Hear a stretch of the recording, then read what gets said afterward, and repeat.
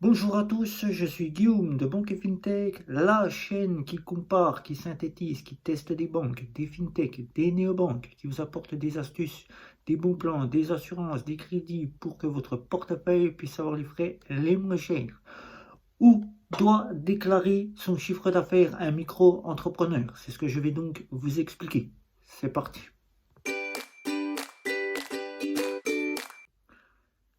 Au sommaire, je vais vous expliquer qu'est-ce qu'un micro-entrepreneur et où il doit déclarer son chiffre d'affaires. C'est le thème de cette vidéo et on commence. Qu'est-ce qu'un micro-entrepreneur? Un micro-entrepreneur, c'est un statut d'une entreprise individuelle. Une personne qui est salariée à part entière mais qui ne fait donc partie d'aucune entreprise. Il a sa propre entreprise à lui-même, il a son activité et il crée son propre chiffre d'affaires.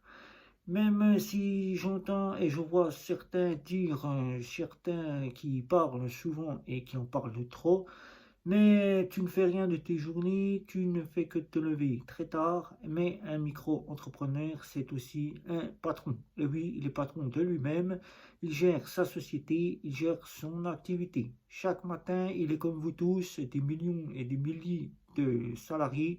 Il se lève très tôt le matin, suivant son activité, et il part travailler pour gagner ses ressources, son chiffre d'affaires, afin qu'il puisse se générer un revenu salarial. Qui dit un revenu salarial, c'est-à-dire un salaire. S'il ne travaille pas, s'il se lève très tard, comme vous êtes censé le dire, c'est une personne qui n'a pas raison d'être inscrite sur le registre des micro-entreprises. Mais beaucoup d'entre vous ouvrent des micro-entreprises et c'est au moment où là il faut déclarer son revenu, c'est-à-dire son chiffre d'affaires, que là, les micro-entrepreneurs ne savent plus où il faut déclarer. Ils se disent, c'est bon, j'ai ma micro-entreprise, tout se passe, je n'ai plus rien à faire. Mais il faut déclarer son chiffre d'affaires dès le premier euro. Dès le premier euro, c'est-à-dire dès que vous avez 1 euro dans votre poche, il faut le déclarer. Mais il ne faut pas que déclarer dès le premier euro, il faut déclarer même si vous n'avez aucun chiffre d'affaires, il faut déclarer. Et dans cette partie, je vais donc déjà commencer par vous expliquer où il faut déclarer et qui déclare petit peu par petit peu, pas dans cette vidéo. La première chose, vous êtes demandeur d'emploi, vous êtes en prestation sociale, à la prime pour l'emploi, vous allez devoir déclarer. C'est les premières personnes qui ouvrent leur micro-entreprise et qui n'ont pas encore le quota pour pouvoir sortir de ces solutions. Ils ont encore besoin de Pôle emploi et encore besoin de la prime pour l'emploi et de RSA, prestation sociale, et parce qu'ils n'ont pas les revenus nécessaires pour vivre et ils n'ont que ces côtés-là en complément de leur micro-entreprise.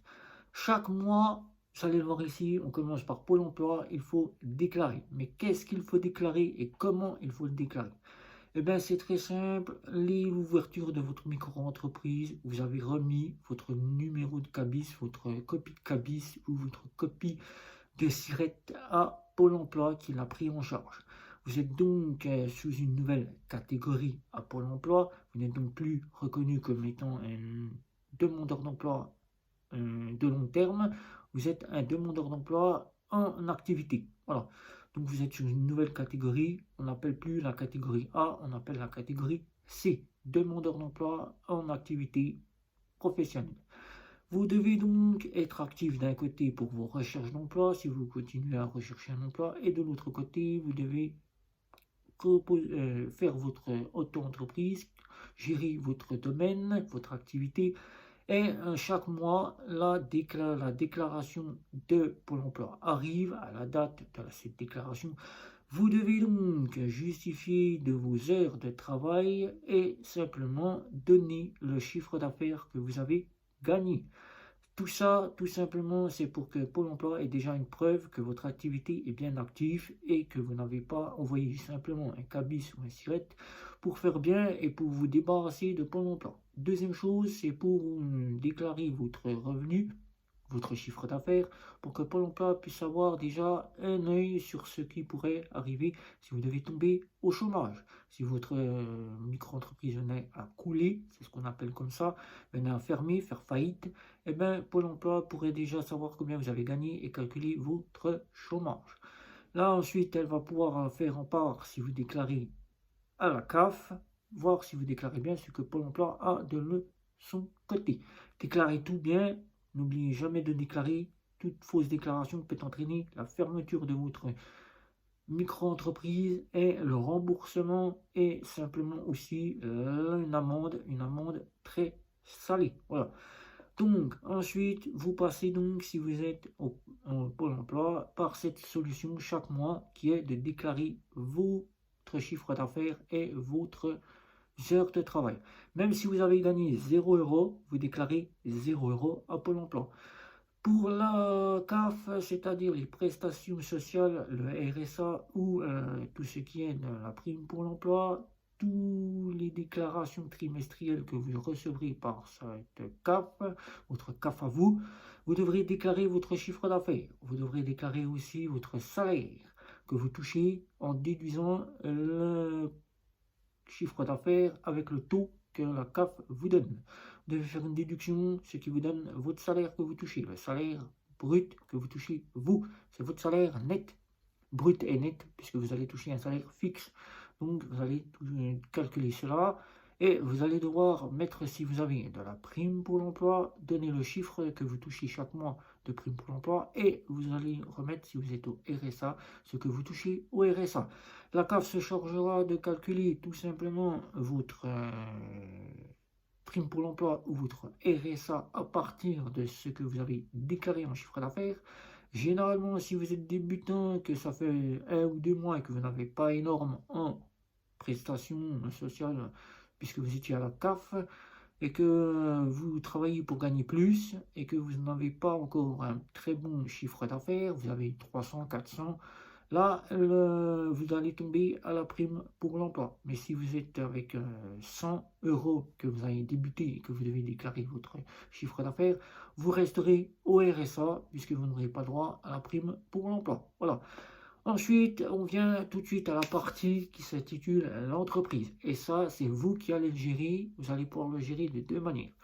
Quand vous ouvrez un compte bancaire, que je vais vous mettre ici, vous avez l'exemple ici, Kanto, on va prendre celui-ci.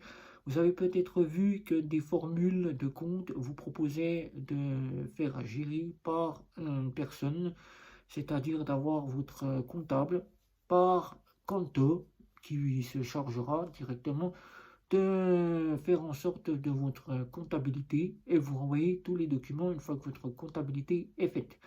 Dans cette comptabilité, vous allez devoir avoir l'URSSAF. C'est là où vous êtes inscrit en micro-entreprise. L'URSSAF devra donc être déclaré suivant votre activité mensuelle ou trimestrielle. Si vous le faites mensuel, votre chiffre d'affaires mensuel devra être déclaré. Vous payez votre cotisation. Si c'est trimestriel, vous calculez sur 3 mois ce que vous avez gagné, vous additionnez tout et vous donnez votre chiffre d'affaires à l'URSSAF qui se chargera de calculer pour vous ce que vous devez en cotisation. Les cotisations, c'est l'assurance sécurité sociale, l'assurance vieillesse pour la retraite, vous avez la CSG et je vous laisse découvrir le reste. Ensuite, si c'est un comptable, le comptable se chargera après ce que vous avez remis, c'est-à-dire les factures, tout ce que vous avez remis au comptable, de faire en sorte de déclarer votre chiffre d'affaires. Votre chiffre d'affaires sera automatiquement calculé par l'URSSAF qui remet au comptable le double, qui le comptable vous remet votre chiffre d'affaires calculé par l'URSSAF, réenvoyé directement chez vous. Là, vous n'aurez rien à faire, vous n'aurez même pas la paperasse à vous occuper. C'est tout le comptable qui se charge pour vous, vous le payez et lui le fait. Si vous ne souhaitez pas faire votre comptabilité vous-même. Mais c'est un plus, je suis micro-entrepreneur, je dispose d'une activité dont je suis youtubeur, influenceur. Ma comptabilité, je la fais par moi-même. Je préfère apprendre, même si je me trompe, c'est moi qui me suis trompé et pas le comptable, donc la faute me reviendra sur moi. Donc faites un peu par vous-même, apprenez à gérer et si vous souhaitez ne pas gérer, eh ben, prenez un comptable, mais ça peut vous coûter de l'argent chaque mois de payer un abonnement. Les abonnements, ça peut coûter 30, 40, 100 euros l'abonnement pour pouvoir avoir la totale de toute l'option que vous propose votre banque.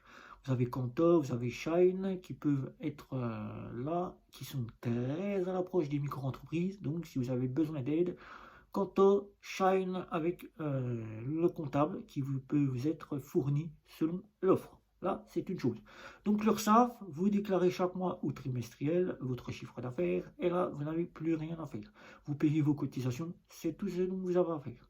Petit rappel, les vendeurs, et ça c'est une chose que les vendeurs ne font jamais, ils déclarent simplement le prix de la vente.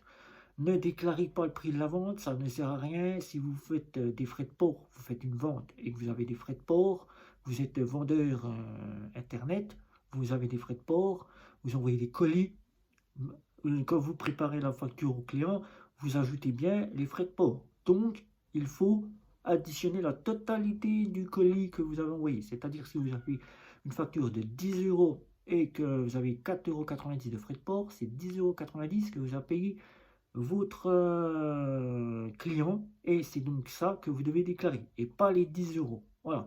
Donc, mettez bien la totalité entière, c'est-à-dire ce que vous avez touché. Si par exemple le client vous a donné, vous a pris pour 1000 euros d'article, dedans ces 1000 euros, il y a bien les frais de port qui sont inclus. Donc, ces 1000 euros, c'est pas le prix total sans les frais de port. Voilà.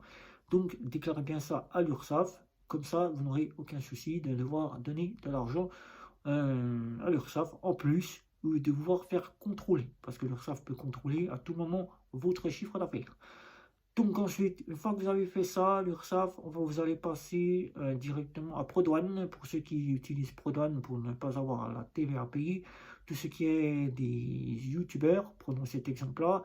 Il y a encore d'autres, mais nous allons partir sur l'exemple des youtubeurs qui ne payent pas la TVA, puisque la TVA, c'est Google qui se la fait payer par ProDouane, puisque l'entreprise est située en dehors de la France. Vous êtes enregistré en France, vous travaillez pour une entreprise qui est en dehors de la France. Donc vous avez une TVA qui vous est payée. Vous ne devez rien, donc vous êtes couvert par ProDouane qui vous paye votre TVA. Donc si vous utilisez ProDouane, vous devez demander un numéro d'immatriculation internationale. Donc demandez-le aux impôts. Là, vous demandez votre TVA internationale, votre numéro de TVA que vous devez mettre sur votre facture. Une facture que vous pouvez garder pour vous. Si vous êtes entrepreneur, faites-vous une petite facture. Et une facture pour vos clients, si vous avez une entreprise telle que les travaux publics, les espaces verts, la vente. Voilà, vous avez une copie pour vous, une copie pour votre client et vous avez votre facture. Ensuite, pour tout ce qui est des youtubeurs, il n'y a pas de facture à remettre puisque Google se fiche complètement de ce que vous recevez. Il le sait déjà d'avance. Donc, il n'a pas besoin que vous lui envoyiez de facture. C'est vous qui vous créez une facture. Cette facture pour vous peut être votre fiche de paye. Voilà, votre fiche de paye, c'est l'équivalent, c'est votre facture. Donc, ensuite, vous pouvez télécharger, si vous avez comme YouTube, des ressources de Google AdSense, télécharger la copie qui vous prouvera pour faire votre chiffre d'affaires. Voilà, calculer votre chiffre d'affaires. Ensuite, si vous n'utilisez pas ProDouane, vous n'aurez donc qu'à passer directement aux impôts annuels. C'est ça qui va faire le dernier point pour déclarer votre chiffre d'affaires annuel. Voilà, tout simplement. Puisque chaque année, les impôts vont vous demander de déclarer annuellement votre chiffre d'affaires. C'est très simple, vous allez sur les impôts, après avoir calculé le chiffre annuel, c'est-à-dire chaque mois vous l'avez déjà fait, vous savez déjà combien vous avez gagné, donc il suffit simplement d'additionner les 12 mois pour avoir votre chiffre annuel. Donc c'est très simple, ça va très très vite, ça prend 12 fois, voilà, 12 fois votre chiffre mensuel, et vous l'additionnez et vous avez votre chiffre annuel. Vous le déclarez aux impôts et les impôts vont calculer pour vous ce que vous avez à gagner. Même si vous venez de débuter, que ça ne fait pas 2 mois que vous avez ouvert votre entreprise, vous avez un chiffre d'affaires. Vous devez le déclarer aux impôts. Même si c'est un mois que vous êtes arrivé et que le mois suivant vous avez les impôts, vous devez le déclarer. Pour les personnes qui sont en cours et qui viennent d'ouvrir leur entreprise, qui a peu de temps, vous n'aurez pas d'impôt, puisqu'à l'ouverture de votre entreprise, vous pouvez bénéficier du programme ACRE, ACRE qui vous fait bénéficier soit de 50% de remise sur l'URSSAF, où vous êtes exonéré d'impôts. Donc la première année, vous ne payez pas d'impôts, et l'année suivante, vous payez des impôts. Voilà. Donc, c'est tout ce dont vous avez à déclarer. Et si vous avez des questions pertinentes que vous essayez d'ouvrir votre entreprise, n'hésitez pas, je peux vous donner un petit conseil et une petite aide. Je peux aussi prendre tous les commentaires pertinents à ce sujet-là. J'y répondrai bien volontiers. Aussi que sur la banque et FinTech. N'oubliez pas un petit pouce, vous abonnez surtout, abonnez-vous, ce qui serait un plus pour moi de pouvoir continuer mon travail et vous apporter le meilleur du meilleur. Cette petite vidéo est faite pour ceux qui souhaitent uniquement ouvrir une micro-entreprise. C'est un sujet qui peut aider beaucoup de personnes aussi qui ont des entreprises. C'est à peu près le même système. Et n'oubliez pas, les communautés Facebook, Twitter sont là. Les réseaux sociaux, Facebook, Twitter, Instagram et LinkedIn.